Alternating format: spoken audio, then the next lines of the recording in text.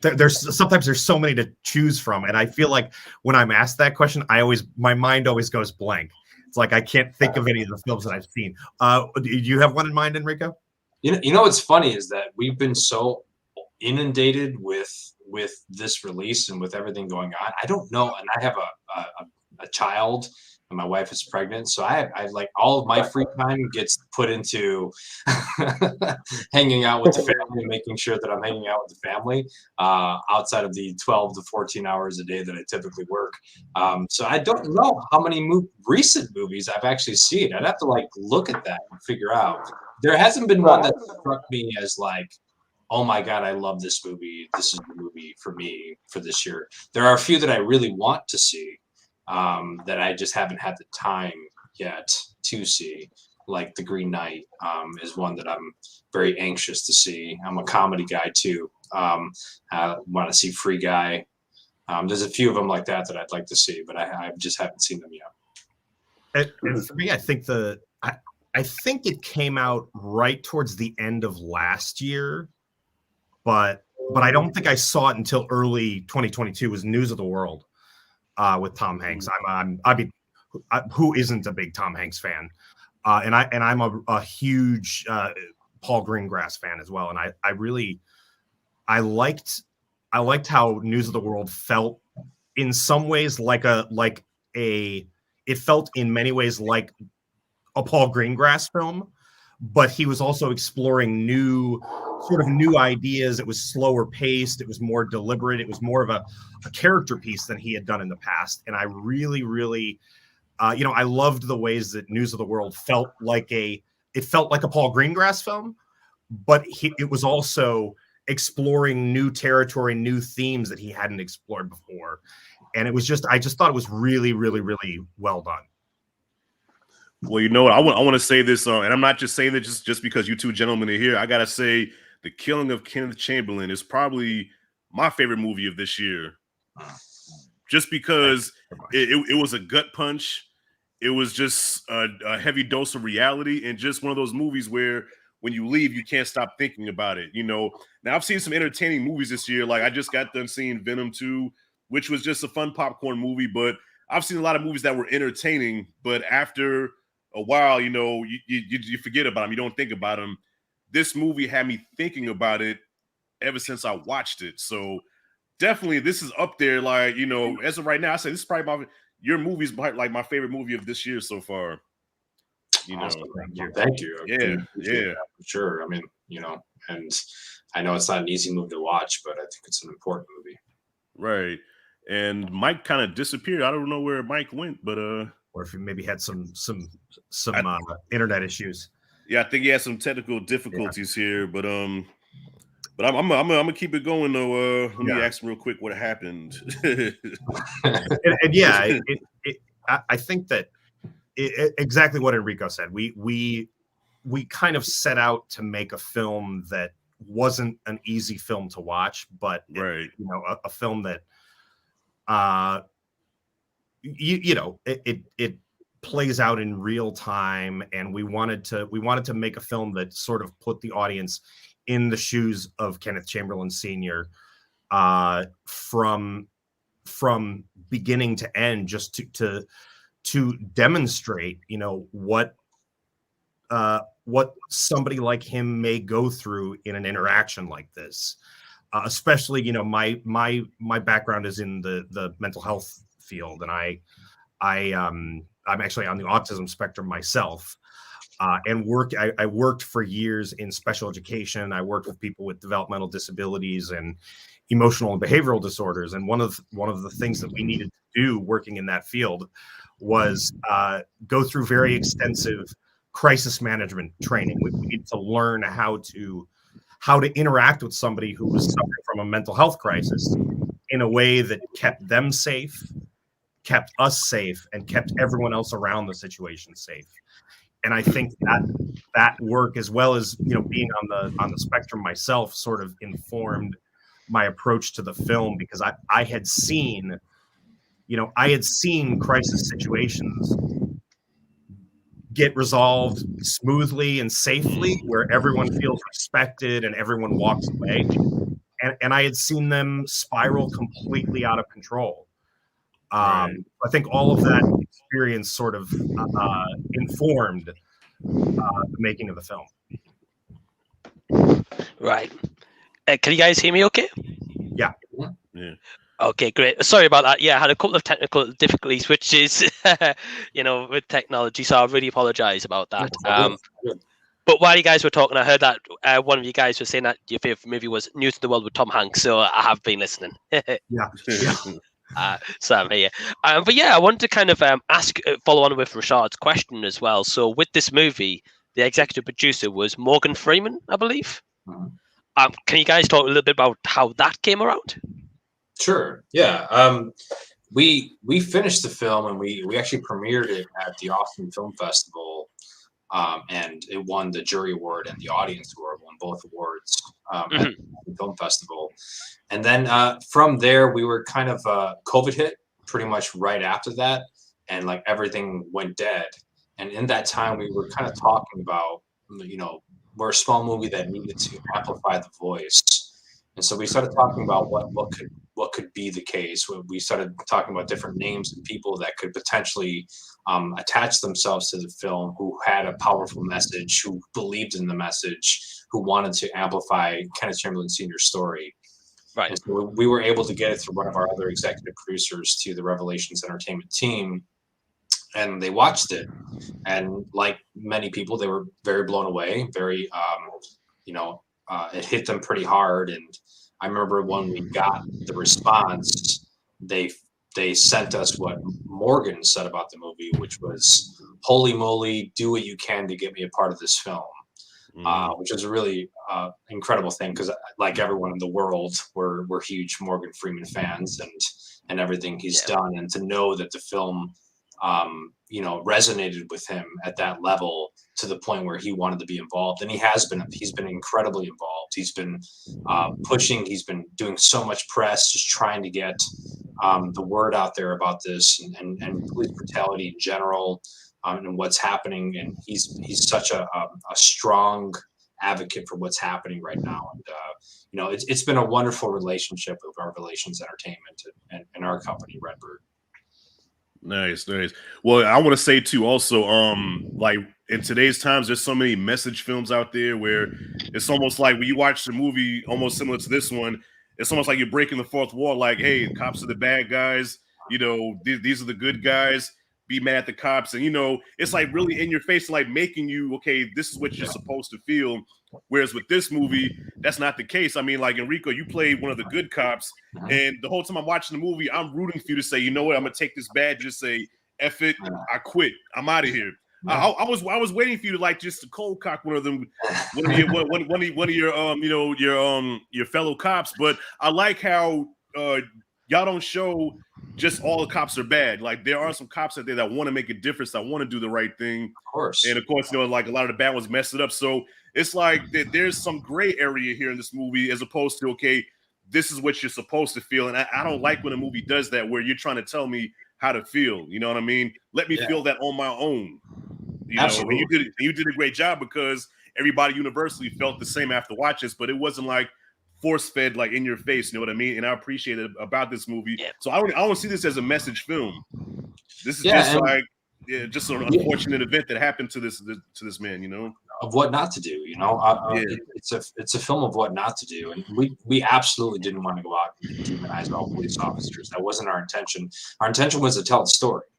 And to tell the story and to highlight some serious issues that we're facing right now as a country, and how we're handling these situations, and de-escalation tactics, and training police officers to be much more prepared and de-escalating a situation with someone with a mental illness. Like, this is a serious problem, and like I don't think it's fair to demonize all police officers. I think that there is a sort of pack mentality, brothers in arms kind of sense, where even if one person doesn't like how it's going, how do you go against your brothers? How do you go against the people who protect you, who are there for you?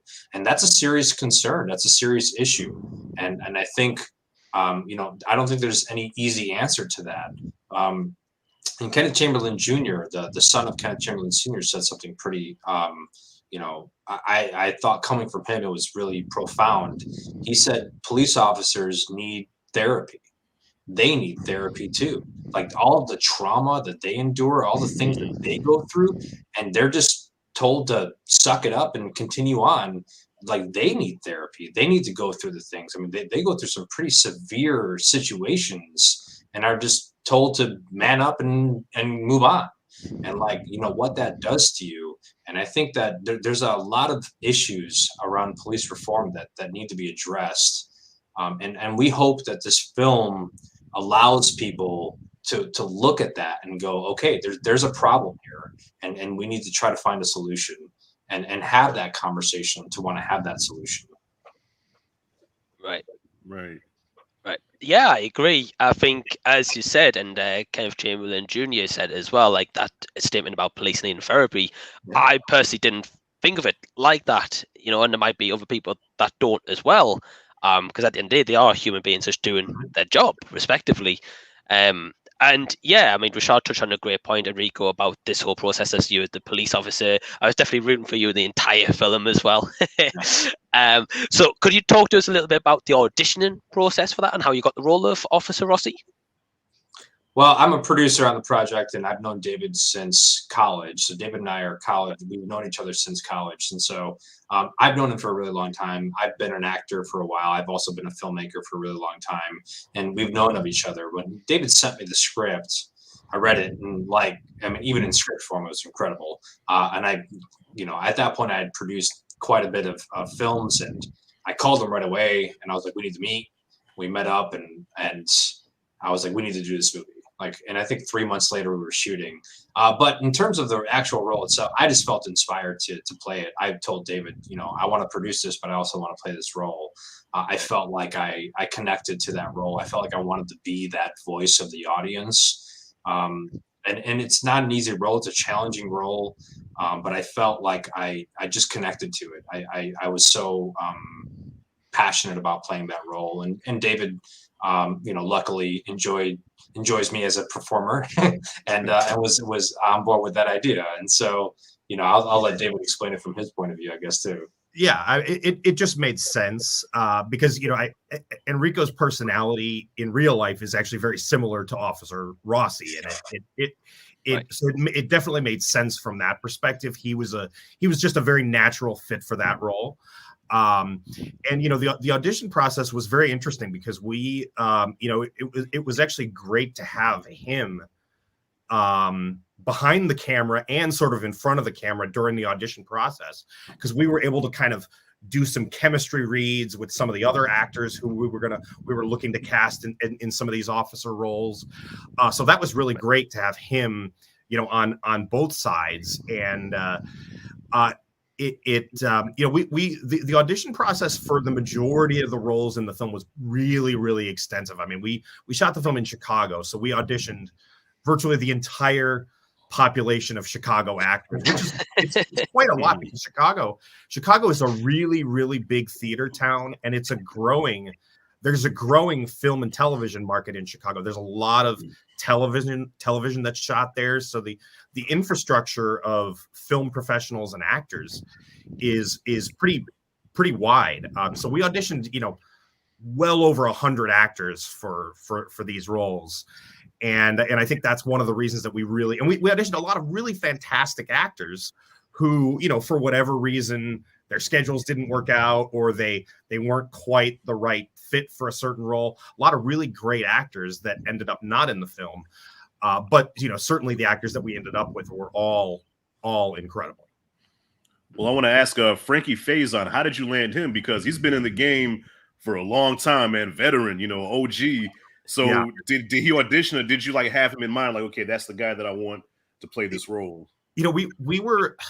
That was an interesting process too, because we kind of created a list of older actors of color who we thought could be appropriate for a role like this. And one of the unfortunate things is there's not that many, and it's because the historically the industry has prioritized white actors over actors of color in terms of, higher profile roles and those kinds of things. But so it was a relatively small list of actors that we were able to come up with. And we reached out to Frankie's manager. I think it was on a Thursday that we ended up reaching out to her. And the following Monday or Tuesday, she got back to us, which in the entertainment industry, that's very quick. The following Monday or Tuesday, she got back to us and she said, Frankie is interested. Let's make this happen. And that was, we all got extremely excited, as soon as we heard that information, because, we've been huge fans of Frankie Faison for decades. We all know him from, some people know him from Coming to America. Some people know him from The Wire. Some people Silence of the Lambs. Everybody has their own kind of reference points for Frankie. And now it's going to be the Killing of Kenneth Chamberlain. Right, exactly. Yes. Well, that's a big part of it, is that I think that Frankie really took this opportunity. He took the bull by the horns, and really, I think, relished the opportunity to play a leading role. And I mean, he sank his teeth into it, in a way that was just beyond what any of us could have ever imagined. It was just, we knew his performance was going to be great. But it just surpassed all of our expectations in terms of how moving and how deep and moving and profound it really was. I see Oscar nominations, man. I see Oscar nomination for him, just for the film, period. I mean, of course, we know how the Oscars work. So if you guys get snubbed, that's the Oscars for you. But man, I think this film definitely deserves some Oscar nominations, man. Well, we appreciate that. We're pushing hard to get, for many reasons. Obviously, as filmmakers, we want the film to have its accolades, and we feel that it can stand toe to toe with some of these bigger movies. But also the story, the Kenneth Chamberlain Sr.'s name, and we know that if it got to that level and it got to that point where it was being considered for that means the story is being told all over the country. People are watching this. People know what happened, because there's still accountability that needs to take place here. This is a real life story. This is, Kenneth Chamberlain Jr. has been fighting for his father for 10 years. And he's had to endure things that could be its own movie. And for us, there's two parts here, we always say this, this isn't just a movie. This is a life. This is someone's story. And part of the reason why, and I 100% agree, if anything, Frankie Faison needs to be a Best Actor nomination for the Oscars. My God, the guy gives the performance of his career, and I think probably one of the best performances, if not the best performance of this year for sure. And I just don't know how you can get much better than. And me personally, from a person who was acting opposite him, I got to firsthand experience the phenomenal greatness of Frankie Faison in this role, and it really was. It changed me. I told David this before. It really changed me as an actor. I've always taken acting incredibly seriously, and I'm very, very picky with our actors and the entire casting process. David and I, one of the reasons we have a good film is that we're extremely particular with acting. But watching Frankie, that window scene was my first scene that I had to shoot in the movie. And there was a moment where we had a train come by, and all the cameras were pointed at me, and it was right when he turned around and held the knife out at me. And then I hear "hold for train," and we're holding it, and it ended up being a freight train. And and we were sitting there holding for 3 minutes, and I was just locked eyes with Frankie, and Frankie was staring back at me. No cameras on him. We're just waiting for the train to be done, and he's completely immersed in his character, just staring at me. And it was one of the most incredible moments I've ever had as an actor, just staring at him, because I knew that the man wasn't even on camera. None of this was being captured at all in any way for him. And he was just so incredibly immersed in his character as we held for train. And it was just such a beautiful moment that I went back to David and I was like, the rest of the officers need to see this. And so we brought them in on a day off just so they can literally watch Frankie work on his side, because we felt it was so incredible. His performance and what he was doing. Because he was doing everything, having no other actors to bounce off of, and except for that window scene, obviously, except for the window scene and the very end of the film. Not to give any spoilers away, I'll try to be vague about it, but for almost the entire film, he was acting with nobody because, you know, we for example, just some of those two the hallway and the apartment were on complete opposite sides of the building from one another. They were nowhere near one another in real life. And most of the time when Frankie was supposedly talking to the officers, that was just like a production assistant right off camera reading those lines. So he had to, the amount of imagination that Frankie had to call upon to play this role. I mean, it's, you know, one of the things that the cops as well, right? The officers as well. They were acting to a door with our assistant director on the other side of the door reading Frankie's lines.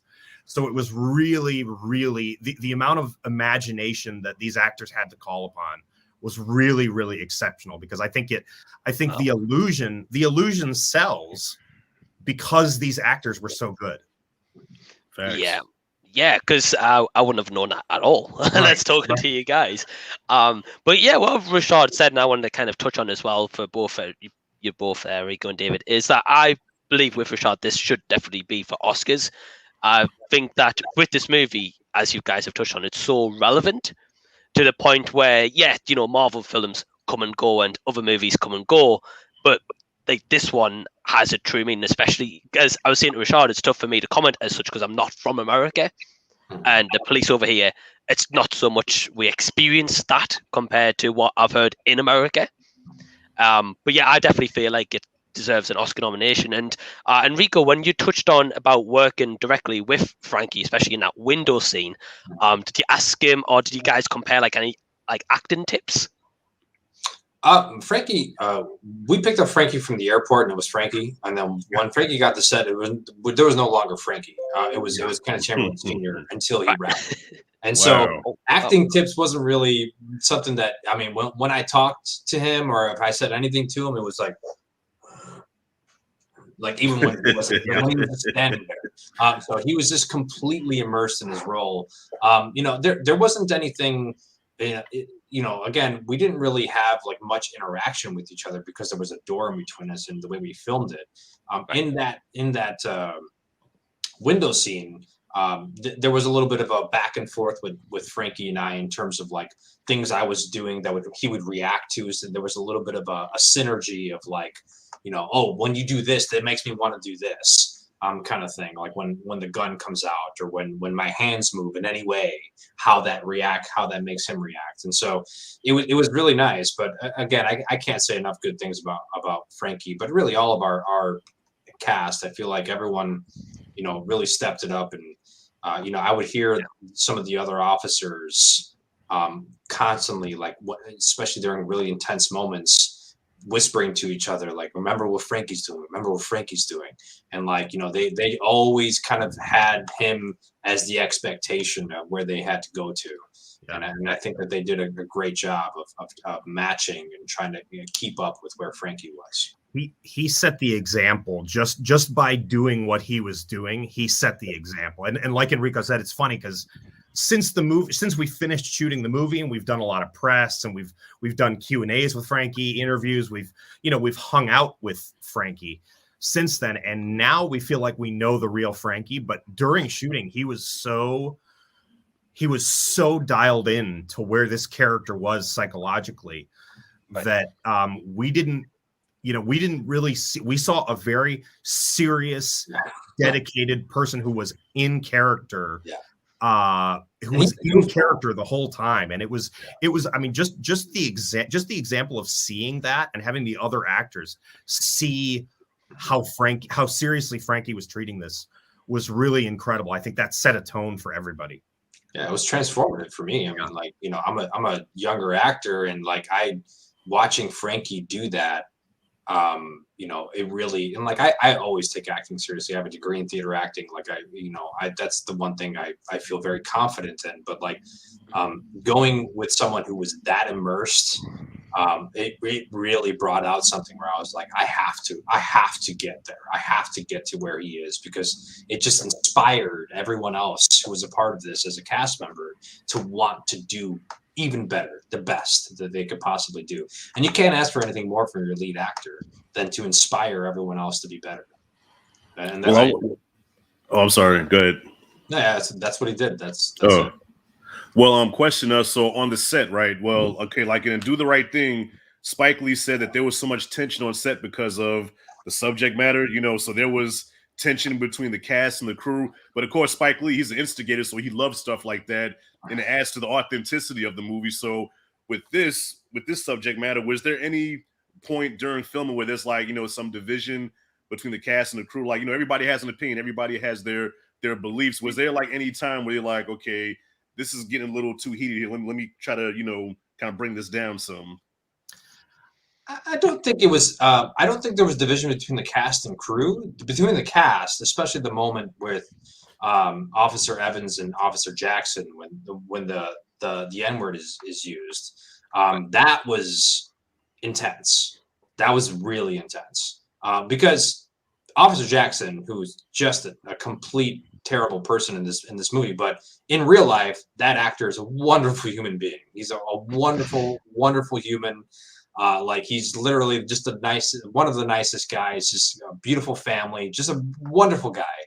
And, you know, it was hard for him because he knew he had to say that. And I could tell for the actors to get into character, they had to embody who they were. And in that moment, yeah, and you know, that was written, but that was real. Like that moment was real, and like I'm not really in that moment, so I got to like be a spectator and watch it, and I was like, whoa, and like that was a great moment for the, you know, and there was real tension. I could feel the energy in that hallway, like it was insane. That was an insane moment because all of them were just heightened immediately, and you could just feel that energy, and that was raw power right there for sure. And it was also the shoot was a very, very quick shoot. We shot the film in 12 days.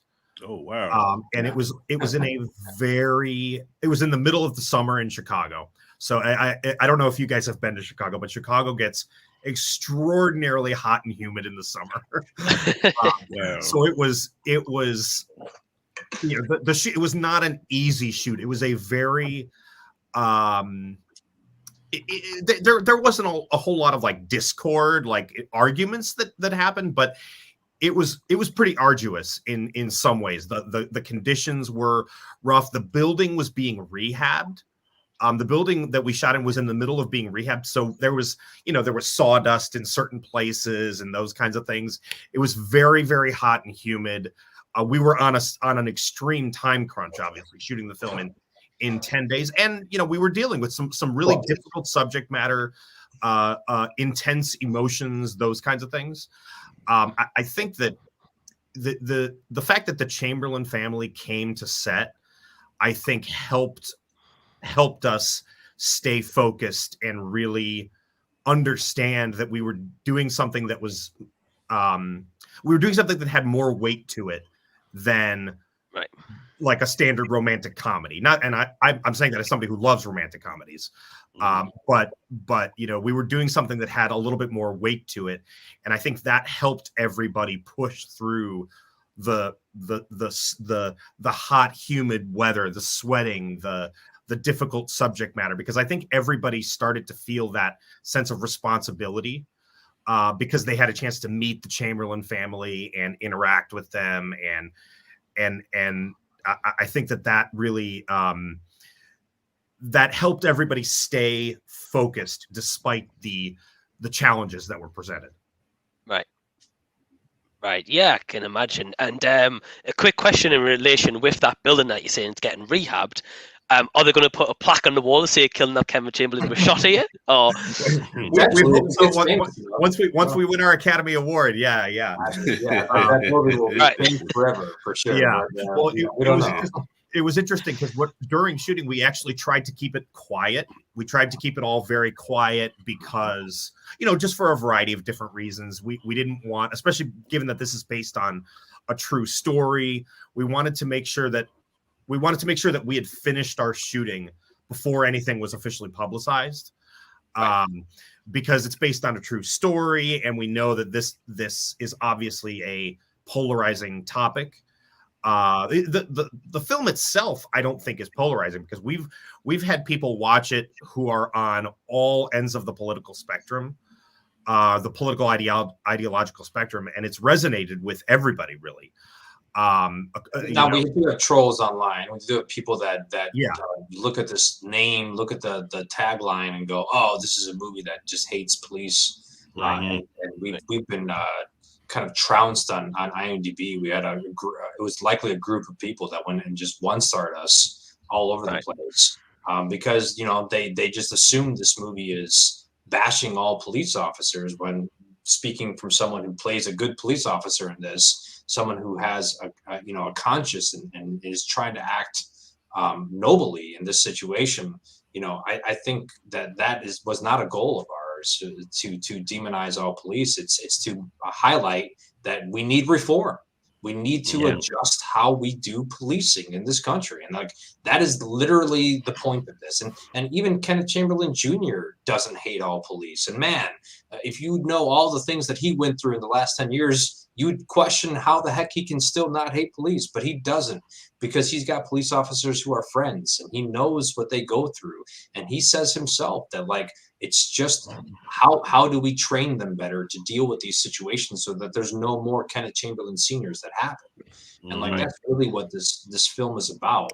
And that's one of the things that I love most about some of the reviews is that we've gotten, this should be a teaching tool. This should be a teaching tool for police officers. They should show this in training, because in a lot of ways, you see a lot of different perspectives and personalities on the police force on this. And I think it highlights kind of one of the main problems in the police force right now. And we just hope that this movie can do more good, and change people who are maybe right-leaning or are all lives matter, police lives matter, and make them understand that this is a innocent life of someone who served our country, who was a faith-based man, who accidentally triggered his medical alert pendant and is dead. And there's something wrong with that. Yeah, no, I agree, and I definitely think that this film needs highlighting more, because IMDb, I did notice that it has a very unfair score. And with that in mind, I actually want to bring up two comments we've got in the stream so far. So one of them is from Dave from Interpreting Stars, who I believe you guys may know. Just saying that, just let you guys know that I love the film and can't wait for others to see it. So Dave also loves the movie. Thank you so much, Dave. We appreciate that. And we've also got our friend Anthony Perez, who said this is definitely one of the best movies of the year. Thanks. So it's just a couple of people just there so far who've seen it, like myself and Rashad. And being honest with you guys, as Rashad was saying at the beginning of the stream, this is easily one of my top 3 films of the year, because I was just taken back by it, because I was just expecting, okay, I'll get a couple of early screener movies, don't get me wrong, and so does Rashad. And I was expecting, okay, well, Killing of Kenneth Chamberlain, I don't know anything about this true story, so I'm going to go into it open-minded. And then, as I say, it just took me back. It just left me kind of breathless at the end of it. I was like a gut punch. So this movie has been out since September 17th. I believe that it's been in theaters and on demand. Is that right? Yeah. Many different platforms on demand. So have you guys been in the theaters yourself, just maybe sat in the back watching audiences' reaction to it, and they didn't know you guys were there, or? Oh yeah, that's one of our favorite things to do. Is because I always prefer sitting in the back, because then you can kind of look over and see when the tears start flowing and those kinds of things. It sounds so. It does. Well, and like my previous film actually was it was a drama, but it also had some lighter comedic moments in it too. And I used to enjoy watching to see what people laughed at, you know, what lines got laughs and those kinds of things. But it is, you know, it's the mood in the room after those gunshots. The mood in the room is really one of the most powerful things that you can imagine. It's like it is absolute dead silence for several seconds while people and I as well, even though I've seen the film hundreds of times at this point, I still have to sort of catch my breath and kind of calm myself down a little bit after you know after the film cuts to black, just because it is and you know, a lot of that credit goes to Enrico, who also edited the film. A lot of it goes to the actors and our composers, King Luck and Garrett Bilo. The music in the film really helps give that breathless feeling. But yeah, I mean, I always enjoy kind of taking every opportunity to see it with an audience, just to feel their energy. Right. Yeah, it's one of the things that I you know, it is what it is, and we live in a COVID world, and theaters are not really what they used to be, especially for small indie films like ours. But man, this movie's so good in theaters. Like it's like I've been going to theaters my entire life, and like I've never felt a reaction and seen a reaction like a crowded, like at Austin Film Festival and some of the other times where we've screened this to a full theater. I've never experienced that in any movie I've ever been to before. And it's just like the feeling and hearing the cries and the sniffling and the sobbing at the end, and like from a collective group of people is just such the energy is just so intense and so incredible. And you know, it moves people. The movie moves people, and like I wish that the world was a different place and a lot more people could experience this film in theaters, because you know, people have theatrical settings at home and like, you know, bigger screens and nice sound and everything, and I hope that people watch it that way. That was one thing that I always urge, is like, watch this movie in as much of a theater like setting as you can, because it adds to the impact. Watching it on a huge screen where you can't look away, this is the only thing in front of you. You're not going to look at your phone. You're not going to get distracted. It just adds to the claustrophobia. It adds to the feeling that you get when watching this movie, even at home. It accents it a million times. I mean, my wife has watched this movie probably 10 times at this point. She watched it for the first time in theaters opening weekend, and she was sobbing. And she came home and she was like, I've seen this movie so many times, from the very first edit to now. And she's like, the experience was just tremendous in a theater. And like, you know, in a different world, that would be the case. Maybe if we get on some, you know, if there's a big buzz at the end of the year, maybe we can go back in theaters for like a, you know, what are the hot movies for the end of the year kind of thing. But we'll see. But that's a big thing, is the theatrical. And I also have to say something for Garrett and King, our composers. When we got that final piece of music, and we because we had temp music in, and the temp music was really good. But when we got that final piece of music that they put together, and I dropped it in and I played it, I cut the ending, so I know, like, I was just very aware of it at that point, and like watching it with that music, I was just, tears were just streaming down my face.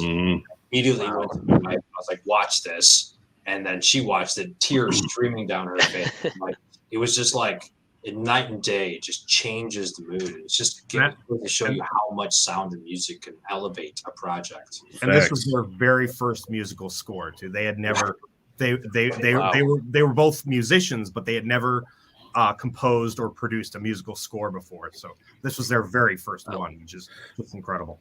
The music definitely made it chilling. And real quick funny story, I almost broke my recliner chair watching this movie, because I got a projector at home. So yeah, I watched it on the wall, surround sound. I was in my projector in the comfort of my own home. And well, I don't want to, you know, spoil too much, but there's certain part I like sat up like, hey, I said, wait a minute, you know, I'm a big guy too. So when I popped up, I heard my chair kind of pop. And I said, "Oh, shit!" I said, "Shit!" I think I broke my recliner, man. But from that point on, I went from being reclined back to now I'm like this watching it. Yeah. And being that it was like real time, you know, I felt like I was in there with him. You know, I felt like I was in there with him, and then outside with the cops too as well. So I'm talking to the screen. You know, I'm like, man, just open the door. You know, and then from that to with the cops, man, just leave him alone. Yeah. I'm talking to the movie the whole time, you know, almost like watching a horror movie. Right. And then by the end, I was drained, man. I was angry. I was emotional. I had tears in my eyes, and I'm like, ugh. And fortunately, I have a heavy bag on the other side of my living room. So once the movie was over with, you know, I went a few rounds, man. Just kind of let that up, man. So and like I said, the music just added a chilling element to it.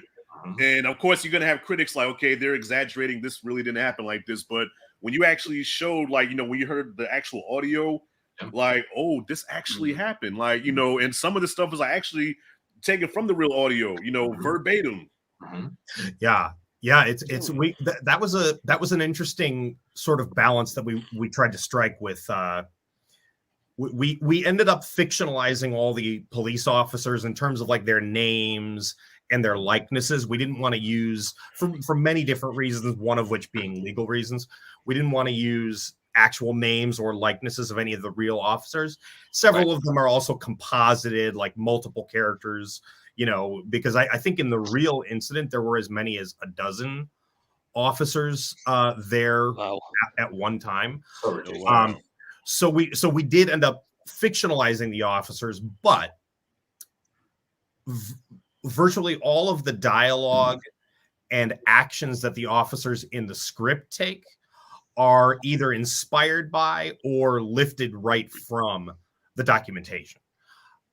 So that was sort of an interesting balance of trying to figure out how to fictionalize these officers, because ultimately it is a fictional narrative film that is based on a true story.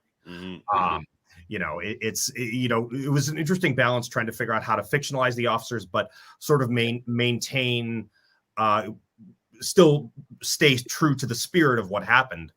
And I mean, I think a lot of people walk out with some level of frustration, and that was partially the goal, I think, is to demonstrate why, you know, how pointless this you know, how this did not need to happen this way, and it should never happen again. Yeah, definitely. Yeah, I agree. Sorry, Enrico, you were going to say something? No, I was just going to say, like, you know, I think one of the things that we've seen pop up, and I've heard, you know, people reference the DOJ report where the police officers gave their incident and said, well, this is what actually happened. You're not displaying it correctly. We went off of the forensic evidence, which is very different than what the police officers claimed. The police officers claimed that he was charging at them with a knife, and that's why they had to use deadly force. If you look at the forensic evidence, he was shot through his arm into his chest and out the other side. I don't know many people that charge at someone with their arm down to the side with the knife out. Like, you know, you charge at someone like this. And so he was also shot. The bullet holes were six inches off the ground, straight through the wall. I don't know how you shoot someone and the bullet hole ends up 6 inches off the ground. Everything points to him being face down on the ground with bullet holes shot through 6 inches off the wall.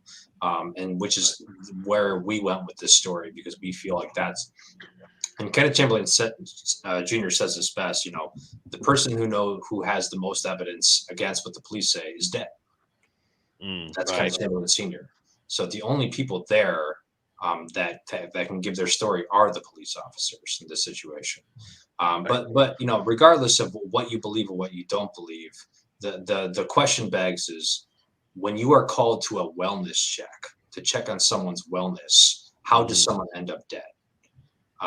You know, you aren't there to treat them as a criminal suspect. You aren't there for any other reason but to check on their wellness. And no matter how agitated they are or whatever the case is, you are there to check on their wellness. If you don't feel you can check on their wellness, leave and let someone else check on their wellness. Like, you know, they treated him like a criminal suspect, and that's wrong. You can't do that. In that situation, that is not right. And this is a man who's a Marine, who knew his rights, who knew exactly what his rights were. And that's where I'm hoping that the people who, Police Lives Matter, All Lives Matter, can understand this is someone who served our country. This is not, I hope you would have a little bit more sympathy for his situation, as he literally served the country of the United States, and he was buried with military honors, and like I just feel like this story has a potential of making people who maybe will never look at this point of view, and making them look at it a little bit with clearer eyes and go, okay, well, yeah, this is the situation where maybe we should have better policing in place here. Or why are police first responders to a wellness check? Why are they going to wellness checks? Like, I still don't, like that's odd to me. I imagine they don't really want to be doing that either. And I wonder if that's, Mike, do you know if that's the case in England? If there's an individual suffering from, a medical emergency or a mental health crisis, are police the first responders? Because in a lot of places in America, they are, even though it doesn't really make sense. So it's a bit of both. So over here in the UK, if someone is suffering through any of that, we have like charity helplines to talk, like say like the Samaritans, for like if they're feeling suicide, etc. Sometimes we also have like a local like neighborhood police who like already informed of like, right, this door here has like this kind of history, maybe like say like a bit like Kenneth Chamberlain's thing, like a bit bipolar, for example, or elderly example. So we have bits and pieces, but I wouldn't say they're the front line to call like straight away. You usually have like a non-emergency helpline to call, so like those operators are there to talk to that person, right, and talk them down if they're having an episode, or just to talk them general advice if someone's lonely as well. Right. So it's a huge contrast with you guys. So as say, like when Rashad said about seeing this movie, obviously in America as well, you guys live through that pretty much, like, this stuff happens unfortunately every day, whereas I don't see that every day. I just hear the news, or like your guys' movie was like, wow, okay, this is more of an eye opener for me, because I've heard about in news articles, but media can be faked. Not to say it is, but it can be. So this was like a really hard hitting movie. And I also wanted to bring up a comment here as well, just to say that Emma has been listening to this live stream, and she's actually nearly brought to tears by you guys talking about this movie, and just the passion, and just so proud that you guys have been talking about this with just such a passion as well.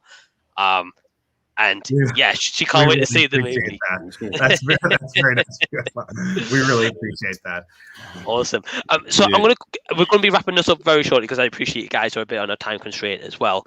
I just want to quickly say one thing, and then if Rashad's got any questions, then by all means. One thing I also want to say is that I massively really respect you guys in terms of your vision and admiration for this movie, because being, as you've said, Enrico, yourself being an actor, obviously, you see that side of things. But then also taking that seat back in the theater, as you said yourself with David, and actually seeing that audience reaction and how they're reacting. Like, you get goosebumps yourself, like, on set just acting, but never mind seeing someone, because you guys have seen movies before and you get emotional or teary-eyed over a movie, but actually seeing someone have that reaction to your movie, it's just something else. Like, I really admire that creative process, and also the fact that you guys gave those guys, the composers, a chance to do the music in this movie that is going to have big cultural impact. I feel like it will. I mean, it definitely deserves to anyway. But no, I generally really, really appreciate this movie, and I generally want to go back and rewatch it, although it is a tough watch. But Rashad, have you got any kind of closing questions or closing statements? We'll just kind of touch back on about the first responders or whatever. To the harsh reality is, it depends on the area that you live in. And I think the movie touched on this a little bit. If it's a high crime area, you're more likely to get cops that's already have preconceived notions in their mind, like, okay, something could pop off here. Like, okay, if Kenneth Chamberlain lived here in my apartment complex, it would have been fine. It would have been, because there's like a lot of old people that live here, so it wouldn't have been as intense. But if you go a couple of blocks down to the hood, and he's living over there where there's like a lot of crime and stuff, they're gonna be like, okay, something could go down here. They already have it in their mind. So Absolutely. it depends on the area too. And I think cops probably need to get trained more on that also. But like Enrico said too, you know, like therapy, you know what I'm saying?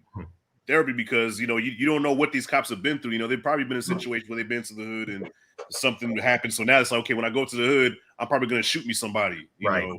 So yeah, it depends on the area. And yeah, so just to wrap it up, the realism in this movie is what really, you know, captured me, and just the non-biased filmmaking where, like I said, everything now is like a message film where they're forcing you to feel some type of way. This movie didn't do that. Like you said, it was just telling a story. And man, great job, fellas. You know, I'm gonna end it with that.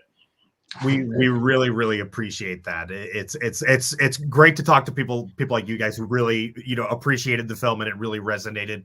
So we really appreciate the opportunity. And yes, in relation to what you said, Rashad, you're right that the one of Kenneth Chamberlain's attorneys said it in a way that was just really crystal clear.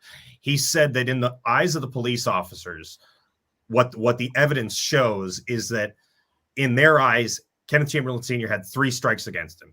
He lived in a low-income area. He was a person of color, and he had a mental health issue. And he had all 3 of those strikes against him. And in the eyes of the police officers, you know, his that all 3 of those things colored the way that they thought of him even before it colored the way they thought of him before they even walked in the door. Once they found out, oh, it's this building on the south side of White Plains, or the fact that they knew it was a low income area, that he was a person of color, and that he had a mental health issue, and all 3 of those things were strikes against him in the eyes of the officers. Yeah, right. And what I'll say to end this is that, you know, we're a small movie trying to do big things. The response we've gotten has been nothing short of incredible. We feel now more than ever that, you know, when we first started this process, I told Kenneth Chamberlain Jr. that we would do everything in our power to make his father's name a national name, so a name that is known nationally in this country, maybe even internationally. You know, we feel this movie can affect change. We feel like it moves people, and we, you know, if you're listening or you want to help, you know, watch the movie, spread the word, talk about it if it moved you, and talk about this issue, talk about this, because we can't just let it go away, and we can't have more Kenneth Chamberlain Seniors happen. Yeah. You know, we have our handle on most of our websites is Killing of KC Film. So if you want to talk about us, you know, that we would appreciate that. The more buzz, Instagram, Twitter, and Facebook. Yeah. Right. Yeah. And Yeah, no, I was just going to say that in the description box of this video, I've actually got all the links to you guys' social media handles. So if anyone personally wants to get in touch with you as well. So kind of just wrapping that up. Firstly, Enrico and David, I just want to thank you so much for your time and sparing this time to talk to myself and Rashad. Honestly, been such a blast. And for anyone who has not seen this movie as of yet, guys, where can people watch this movie, whether it's in the UK, the US, wherever they're based? Right now, it's on video on demand on almost every single platform that you can rent a movie on. Pretty much any platform that you're familiar with: Vudu, Amazon, iTunes. It's on a whole bunch of on-demand things like all of the cable networks and everything like that as well. Spectrum, Xfinity, and I believe that the release is just North America right now. Yeah, although I don't.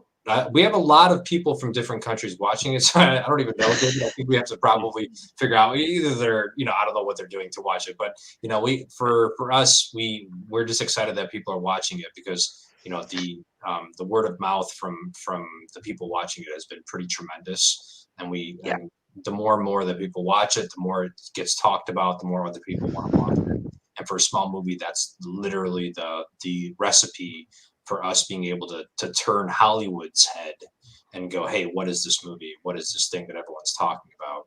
And so we definitely thank everyone. And then soon enough, it will be going to a streaming platform. We can't say what yet, but it will be at some point. Nice. Before the end of the year, it will appear on a streaming platform that is very, popular. Right. Netflix. Hopefully Netflix. We can't say which one, and we Okay. Fair enough. sure, but it will be available to a much larger audience and sometime in end of November, beginning of December. But Right. you know, we want to continue that conversation now, and we hope people will support the film and check it out if they can. Yeah. Sweet. Absolutely, and I'll be promoted if I see it on this streaming platform as well. Yeah. I've actually got one last question, if you guys actually don't mind, Sure. because I do appreciate we have to wrap this up. Going forward in the future, what have you guys got going on separately? If there's any projects you can tell us about, and also have you got any projects you're going to be working on together again?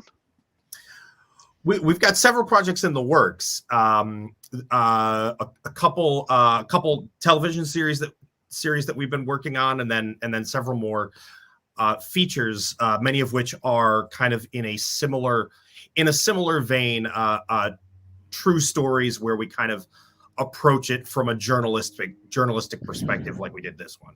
Yeah, David and I, are creative partners. We have a company together, and we have 3 movies that are ready to go. We have 2 television shows. One of them is being circulated right now, Wow. and then so we've got quite a bit of stuff happening, and we're hoping we have one that we're hoping to shoot, sometime next year. Middle of next year or so to have it out, maybe end of next year, for potentially like a Sundance release of what would that be, 2023. And we've got bigger movies and bigger things that we want to do, all in the kind of true story realm, this journalistic kind of approach to it that we feel we can do that voice quite well, and we're very excited to tackle. We can't say much, but we're very excited to tackle a few of the stories in this style. And we feel like we're gonna turn some heads for some of these other ones as well. So Nice. we'll tell you more as we get closer to it, for sure. Nice. Awesome. Well, you guys are always welcome back onto the channel, and I generally really look forward to what you guys have got coming out in the future, and I definitely think after this movie as well, you guys are definitely 2 people to watch out for going forward. So again, guys, I just want to thank you so much for your time, and thank you to everyone who's watching live or who's watching after the fact. Again, Enrico, David, thank you so much for your time, and yeah, guys, we'll see you all later. Take care. Right. Thanks for having us. Take care.